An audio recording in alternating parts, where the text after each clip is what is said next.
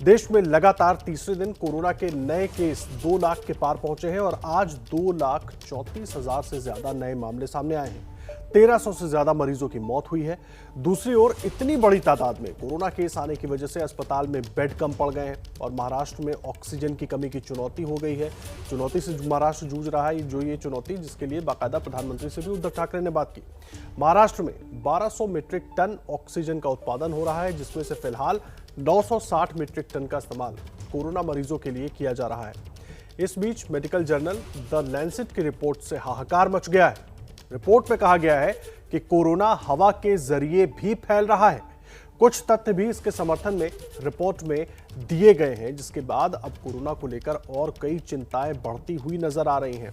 क्योंकि अगर हवा के जरिए कोरोना फैल रहा है तो उसके बाद क्या हमें सावधानी में कुछ और बदलाव करने होंगे, जो सावधानी हम अब तक बरत रहे थे। और खास करके उन राज्यों में जिन राज्यों में मामले लगातार बढ़ रहे हैं, वहां पर क्या स्थिति है, किस तरीके से इलाज हो रहा है, लोगों का जो सुविधाएं हैं वो कहां तक लोगों तक पहुंच पा रही हैं, ये बड़े अहम सवाल है।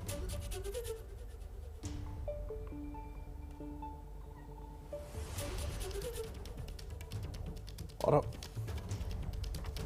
देखिए, हमारे साथ इस पूरे मामले पर बात करने के लिए कई खास मेहमान जुड़ने वाले हैं। इस वक्त हमारे साथ 3 खास मेहमान जुड़ गए हैं। डॉक्टर एमसी मिश्रा, पूर्व निदेशक हैं एम्स के, दिल्ली से हमारे साथ मौजूद हैं। पटना से डॉक्टर सहजानंद हमारे साथ मौजूद हैं, आप अध्यक्ष हैं आईएमए पटना के। और भोपाल से हमारे साथ डॉक्टर राजेश शर्मा मौजूद हैं, नर्मदा अस्पताल से हैं।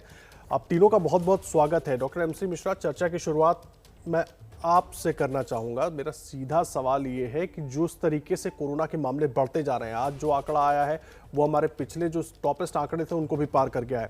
सवाल ये, जो तैयारियां हमने कर रखी हैं, जिस तरीके से इलाज हो रहा है, उसको कैसे आप आंक रहे हैं सर? महामारी का और इसमें जो हमारे साधन है उनकी बहुत ज़्यादा डिमांड है। उतने साधन हमारे पास है नहीं, बढ़ने के बाद भी साधन कम पड़ जाते हैं महामारी के दौरान, और उसमें जितना भी इंतज़ाम किया जाए कम ही रहेगा। क्योंकि अभी आपने जैसे बताया कि ऑक्सीजन की कमी, बेड्स की कमी, आईसीयू बेड्स की कमी और दवाइयों की कमी, तो ये सभी ये दिखा रहा है कि हमें जितनी आवश्यकता है उतना हमारे पास पर्याप्त साधन नहीं है। और ये हमें 1 साल से पता है इस बात का। काफ़ी इसको सिस्टम को ठीक भी किया गया, जिसमें निजी क्षेत्र, सरकारी क्षेत्र दोनों ने कंधे से कंधा मिला के इस महामारी से जूझने में 1 साल बिताया है। और अब दूसरे साल में हमको नई चुनौतियां सामने आई हैं। डॉक्टर आशीष तिवारी, मैं आपका रुख कर रहा हूं क्योंकि महाराष्ट्र में सबसे ज्यादा मामले हैं इस वक्त, सबसे ज्यादा चुनौती महाराष्ट्र के सामने दिखाई दे रही है। किस तरीके से ट्रीटमेंट हो रहा है, सुविधाएं, क्योंकि ऑक्सीजन को लेकर लगातार हम किल्लत देख रहे हैं, क्या हाल है अभी महाराष्ट्र और मुंबई का?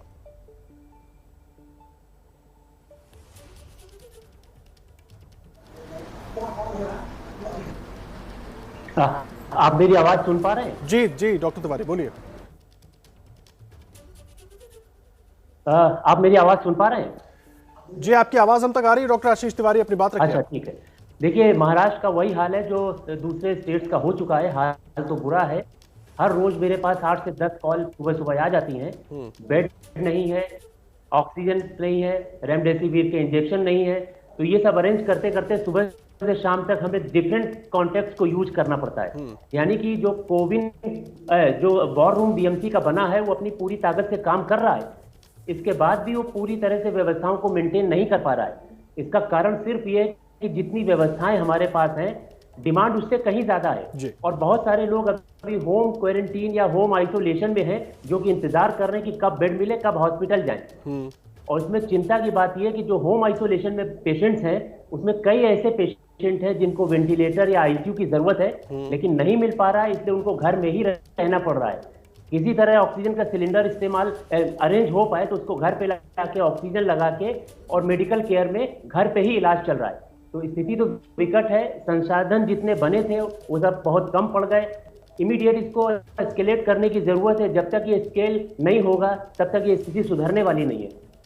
और दूसरी सबसे बड़ी जरूरत ये कि जो कोऑर्डिनेशन है, एक हॉस्पिटल से दूसरे हॉस्पिटल, पेशेंट को आज भी भागना पड़ रहा है। यहाँ पे बेड नहीं, दूसरी जगह जाओ, दूसरी जगह पे आईसीयू नहीं है तो आईसीयू के लिए तीसरी जगह पे जाओ। तो अभी जो ये स्मूथ कोऑर्डिनेशन जैसी हम बात सुन रहे हैं, हकीकत में वैसी नहीं है। इसको और इम्प्रूव करने की जरूरत है। व्यवस्थाओं को इंप्रूव करने की जरूरत है, ऐसा कह रहे हैं डॉक्टर आशीष तिवारी। और जाहिर सी बात है, जो हालत हम देख रहे हैं उसको देखकर लगता है कि स्थिति को बहुत बेहतर तरीके से दुरुस्त करने की जरूरत है। डॉक्टर सहजानंद पटना से हमारे साथ जुड़े हुए हैं, डॉक्टर राजेश शर्मा भी भोपाल से मौजूद है हमारे साथ। डॉक्टर सहजानंद, मैं आपका रुख कर रहा हूँ। लगातार पिछले कोरोना काल में हमने देखा, पिछले 1 साल से हम देख रहे हैं कि चीज़ों को बेहतर किया गया है, मेडिकल सुविधाओं को बढ़ाया गया है, लेकिन उसके बाद भी मामले बढ़ रहे हैं, लोगों की लापरवाही हम देख रहे हैं। अब जो ट्रेनें पहुंच रही हैं बिहार, लोग बैरिकेडिंग तोड़कर निकल जा रहे हैं, ऐसे में कैसे संभालेंगे सर?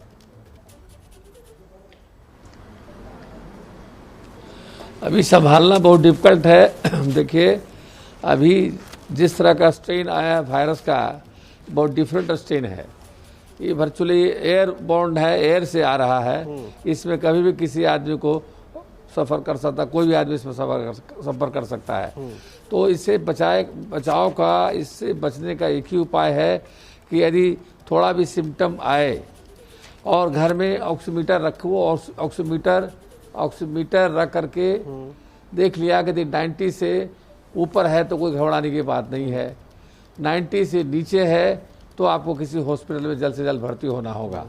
90 से जो ऊपर है तो घर में जो परहेज है, हाथ को फ्रीक्वेंट वॉश करें, घर में मास्क लगाएं, दूसरे रूम में भी जाएं तो मास्क लगा के जाएं, और ठंडा से बचें। कोल्ड ड्रिंक्स, आइसक्रीम, दही वगैरह नहीं खाएं, गर्म पानी का सेवन करें, गर्म पानी, नींबू लें, रात में दूध और हल्दी लें, इससे देखा गया है। और एक और बात, बहुत इम्पोर्टेंट बात यह है कि एंटीवायरल जो अभी दवाएं हैं मिल नहीं रही हैं, तो ऑक्सीजन की बहुत कमी है। तो एक काम आप घर में कर सकते हैं, जब अभी सब कुछ तब ठीक है, मैनेजेबल है, तो आप कॉर्टिजोन, डेक्सामेथासोन, कोई भी अच्छे ड्रग के साथ मिला करके सुबह शाम 10 दिन तक ले लीजिए, और उसके साथ साथ ऑक्सीजन का भी इंतजाम करना पड़ेगा। तो अधिक कॉर्टिजोन के साथ एक ऐसे अच्छे एंटीबायोटिक लेते हैं तो देखा गया है कि पेशेंट को बहुत रिलीफ होता है, पेशेंट ठीक होता है। हमारे 10 बिहार में सारी चीजों की उपलब्धता है डॉक्टर सहजानंद? अधिक नहीं सर, बहुत दिक्कत है, बहुत दुखद है, और ये कहना बहुत ही होगा।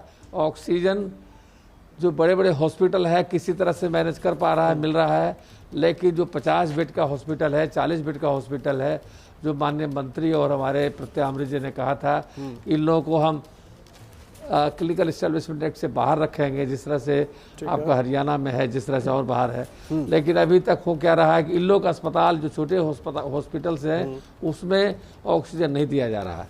ऑक्सीजन की कमी है, बहुत कमी है, जिसके चलते हो क्या रहा है, यहाँ पेशेंट भर्ती हुआ कोरोना लेकर के।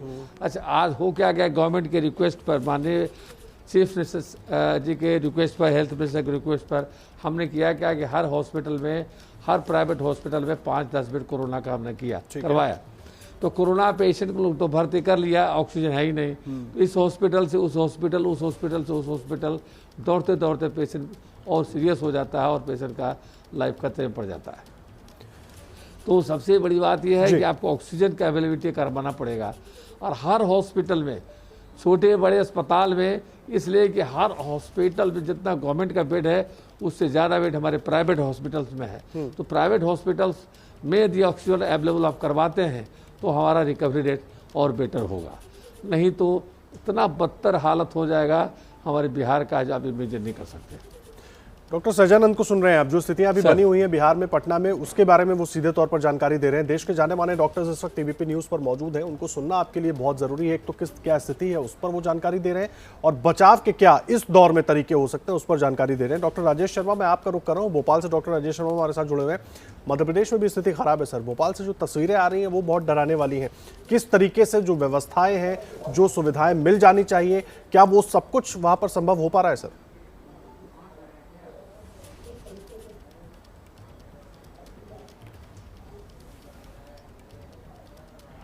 सर, भोपाल की स्थिति जो है वो इस तरह से है कि जब ये अप्रत्याशित जो लहर आई है, क्योंकि हमें जो अनुभव था वो 2020 के समय का अनुभव था, जब लॉकडाउन लगा, और जब जिस तरह से इनफ्लो था पेशेंट्स का, 2020 का ही अनुभव था। और जैसी तैयारियां हुई भोपाल की, अगर वर्तमान में बात करता हूं तो भोपाल में जो बड़े संस्थान हैं, जो मेडिकल कॉलेजेस के अस्पताल और एम्स जैसे अस्पतालों को ही चिन्हित किया गया था पहले कोविड के पेशेंट्स के लिए।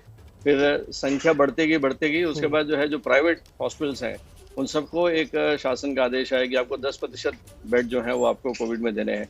तो सब लोगों ने मिलकर कोविड के लिए, क्योंकि कोई जो जनरल अस्पताल है उनमें अगर कोविड के पेशेंट्स को लेना है तो बाकी पेशेंट्स का भी भय होता है, तो हर अस्पताल ने अपना एक अलग से रास्ता निकाल के इंतजाम किया केवल 10% का। कोई 50 अगर बिस्तर का अस्पताल था तो 5 या 6 दे दिए।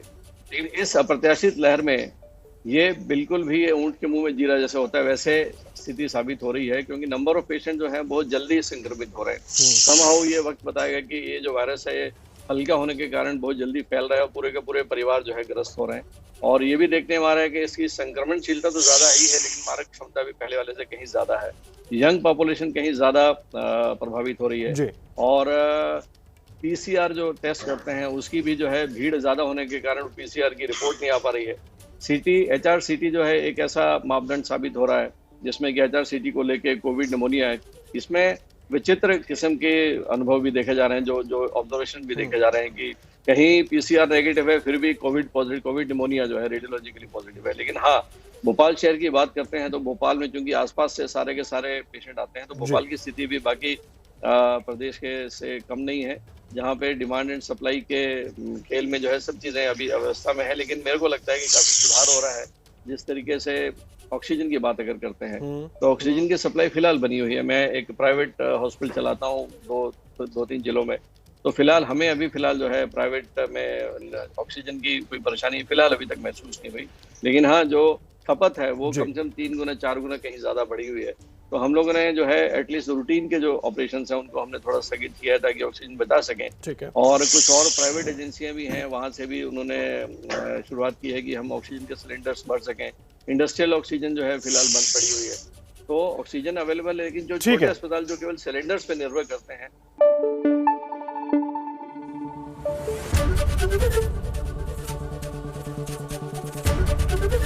ABP न्यूज आपको रखे आगे।